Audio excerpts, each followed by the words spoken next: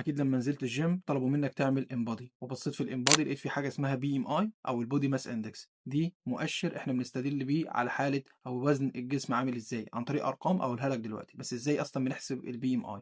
البي ام اي دوت بيساوي الوزن على الطول بالمتر، بس لازم الطول يكون بالمتر تربيع. يعني انت مثلا لو طولك 174 سنتي، يبقى كده هتحولها لمتر 74، يعني هتعمل 1.74.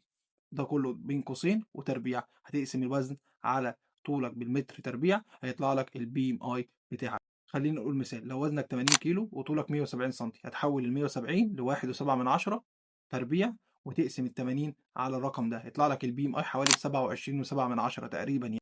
بعد بقى ما حسبت البي ام اي بتاعك، هتبدا بقى تحطه في الكاتيجوري الخاص بيه. يعني تحت 18 ونص يبقى كده في نحافه، من 18 ونص ل 24 و9 يبقى كده وزنك طبيعي، من 25 ل 29 و9 يبقى كده انت في اوفر ويت او وزن زياده، من فوق ال 30 انت كده دخلت في مرحله السمنه. كل ما نزيد في البي ام اي والارقام تعلى، كل ما هنكون عرضه لامراض زي الضغط، زي السكر، زي امراض القلب.